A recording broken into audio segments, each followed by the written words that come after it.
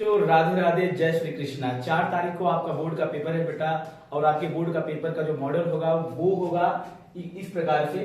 English syllabus जो है आपका एग्जामिनेशन बोर्ड पेपर, ठीक है। There are 3 section of paper. आपके पेपर का 3 सेक्शन होगा बेटा। सेक्शन ए में आपको रीडिंग होगा, और सेक्शन बी में आपका राइटिंग होगा, और उसके बाद ग्रामर होगा, और उसके बाद सेक्शन सी में लिटरेचर होगा। तो बेटा आप जो सेक्शन ए होता है, सेक्शन ए में आपका क्या होता है, एमसीन पैसेज आता है, और इसमें से आपको क्या करना पड़ेगा, इसको पैसेज को रीड करना पड़ेगा अच्छे से, और रीड करके क्वेश्चन को उसी के अकॉर्डिंग पैसेज में दिया रहता है उसका आंसर, उस आंसर को आप वहां से लिख लेंगे। उसके बाद बेटा सेक्शन बी में आपका राइटिंग रहेगा, और उसके बाद ग्रामर रहेगा। और तो जो है राइटिंग और ग्रामर, और इसमें जो है मैं आपको ग्रामर का पोर्शन आज सॉल्व कराऊंगा। और सेक्शन सी में बेटा आपका लिटरेचर रहेगा। लिटरेचर से मींस आपका जहां से जितने चैप्टर्स हैं उन चैप्टर का क्वेश्चन रहेगा। आई होप आप लोग के पास बहुत ज्यादा समय तो नहीं है बेटा, आपके पास सिर्फ जो है 4 को पेपर है। आई होप 4 तारीख को पेपर है, तो आप इंग्लिश के स्टार्टिंग से 6 लेसन आप जो है कंटिन्यू जो है आप उसको तैयार कीजिए, और उसके बाद जो है आप पेपर आपका बहुत अच्छा जाएगा, ठीक है। तो लेट्स स्टार्ट। तो बेटा सेक्शन सी में मैंने बताया था, सेक्शन सी को आपको सॉल्व करने के लिए बताया था। सेक्शन सी में पहले लेटर आएगा। फिर लेटर आपका 2 प्रकार होगा, फॉर्मल लेटर होगा और इनफॉर्मल लेटर होगा। फॉर्मल लेटर में क्या होगा, जितने भी ऑफिशियल टाइप्स के लेटर्स होते हैं वो आएंगे। जैसे आपने अपने प्रिंसिपल सर को आपको लिखना है, आपको स्कूल में बुक लाइब्रेरी की व्यवस्था कराने के लिए, पानी की व्यवस्था कराने के लिए, गेम की व्यवस्था कराने के लिए, तो इसमें बेटा फॉर्मल लेटर में आ जाएगा। इनफॉर्मल लेटर में क्या होगा, जैसे आप अपने सगे संबंधियों को, ठीक है, जो लेटर लिखते हैं वो आपका इनफॉर्मल लेटर में आ जाएगा। बेटा आपको वीडियो लंबी ना हो इसकी वजह से मैं इसका डिस्क्रिप्शन नहीं दे रहा हूँ। आपके पास किताब होगा, उस किताब से आप जो है इन दोनों को आप पढ़ लीजिएगा। अब अगली चीज है बेटा आपका report on busy market in about 80 words, 80 and 100 words. ये हो सकता है इस बार आ जाए बेटा, क्योंकि इंपॉर्टेंट टॉपिक है इस साल की दृष्टि से, तो आप इसको जो है पढ़ लीजिएगा। इसमें कुछ हिंट्स दिए रहेंगे, जैसे इट्स नेम एंड डेकोरेशन, यानी आपके जो मार्केट का नाम होगा और वहां की जो सजावट होंगी आपके मार्केट में, उसके बारे में बताएंगे। गुड्स, आपके मार्केट में कौन कौन से सामान मिलते हैं, ठीक है, गुड्स मिलते हैं, कौन कौन से सामान मिलते हैं उसके बारे में बताएंगे। कस्टमर कैसे आते हैं, कस्टमर के बारे में आप बताएंगे, कितने कस्टमर आते हैं, कैसे कैसे आते हैं। और मार्केट की ट्रैफिक कितनी लगी रहती है, किस प्रकार से ट्रैफिक जाम होता है, लोगों की भीड़ होती है, उसके बारे में आप बताएंगे। फिर उसके बाद इट्स इम्पैक्ट योर सजेशन, और उसके बाद जो है अपने प्रभाव को आप बताएंगे, इस पर आपके प्रभाव का इस पर क्या प्रभाव पड़ता है, ठीक है। तो इतना जो है आपको हिंट्स दिया रहेगा पेपर में दिया रहेगा, और उसके बाद जो है इसमें आपको लिखना रहेगा। तो इसको बेटा आप मार्केट में चल रहे हो, घूम रहे हो, टहल रहे हो, देख रहे हो किस प्रकार की चीजें होती हैं, बस थोड़ी बहुत आप अपनी समझ को विकसित करिए, और उसमें कुछ वर्ड्स आप लर्न करिए और आराम से इसको जो है लिख लेंगे।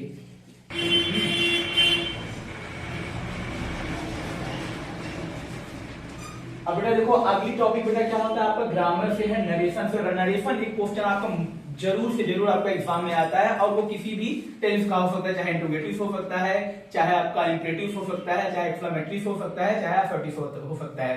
तो ये पेपर बेटा जो है मैं एक पेपर सेट से इस क्वेश्चन को लिया हूँ। देखिए ये जो है आपका असर्टिव सेंटेंस से ही आया हुआ है। लिखा गया है कि the teacher said to me your duty is to take care your parents. तो आपने जैसा आप लोग जानते हैं कि जो आपका नरेशन होता है उसके 2 पार्ट होते हैं, एक होता है रिपोर्टिंग वर्ब होता है, दूसरा क्या होता है रिपोर्टेड स्पीच होता है। तो रिपोर्टिंग वर्ब में क्या होता है, कोई चेंजेस नहीं होता है, इसका टेंस कभी बदलता नहीं है बेटा। इसमें क्या करना पड़ता है, भाव के अनुसार, यदि यहाँ पे ऑब्जेक्ट आया हुआ है तो ये सेड टू जो है वह किसमें बदल जाएगा, टोल्ड में बदल जाएगा। तो इस प्रकार से हो जाएगा teacher told me that, teacher told me that. अब यहाँ दैट कैसे आया, दैट इस प्रकार से है, यहाँ पे जो कॉमा नोटेड कॉमा लगा है कंजक्शन के रूप में, उसको कॉमा नोटेड कॉमा जो लगा उसको हटाकर हम यहाँ पे दैट लगा देते हैं। अब उसके बाद यहाँ पे आता है आपका रिपोर्टेड स्पीच। रिपोर्टेड स्पीच का अगर यदि सेकंड पर्सन का आपका सब्जेक्ट होता है तो वो क्या होता है, रिपोर्टिंग वर्ब के ऑब्जेक्ट के अनुसार बदल जाता है। तो यहाँ पे आपका है ऑब्जेक्ट के रूप में आया हुआ क्या है, योर ड्यूटी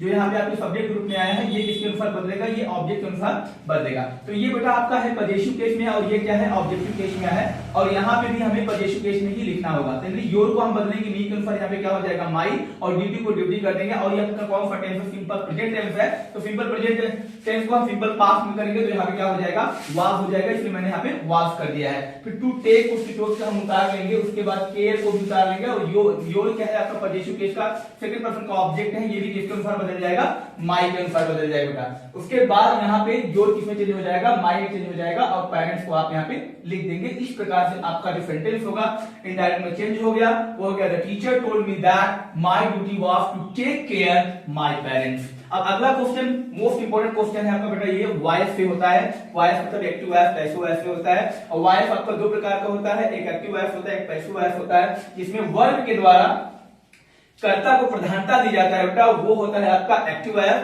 और जिसमें कर्म के द्वारा वर्ब के द्वारा कर्म को प्रधानता दी जाती है वो होता है आपका पैसिव वॉइस। तो अब आपका देखिए एक्टिव वॉइस में कैसे क्या है, the king shot the lion. सबसे पहले क्या करना है आपको टेंस को पहचानना है। अगर आपको टेंस अच्छी तरह से आ रहा है तो आप किसी भी क्वेश्चन को आराम से एक्टिव से पैसिव में चेंज कर दोगे, डायरेक्ट से इनडायरेक्ट में चेंज कर दोगे। जैसे डायरेक्ट मैंने बता दिया, डायरेक्ट इनडायरेक्ट आपको मैंने बताया।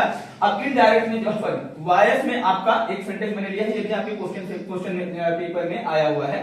The king shot the lion, the king shot the lion, राजा ने शेर को मारा। तो टेंस क्या कौन सा टेंस हुआ, ये पास्ट टेंस हुआ। तो इसको जब हम ट्रांसलेट करेंगे बेटा, इसका सबसे अच्छा क्या है तरीका है ट्रांसलेट करने का, जो एक्टिव वॉइस का जो ऑब्जेक्ट होगा उसे आप सब्जेक्ट बनाएंगे, और एक्टिव वॉइस का जो सब्जेक्ट होगा उसे आप क्या कर देंगे ऑब्जेक्ट बना लेंगे।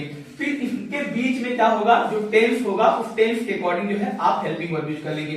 तो द लायन को हम यहां लिख लेंगे, पहले यहाँ पे हो जाएगा द लायन, द लायन। अब उसके बाद ये पास्ट टेंस है, पास्ट टेंस को सिंपल पास्ट में बदलते हैं, तो यहाँ पे क्या हो जाएगा वाज हो जाएगा।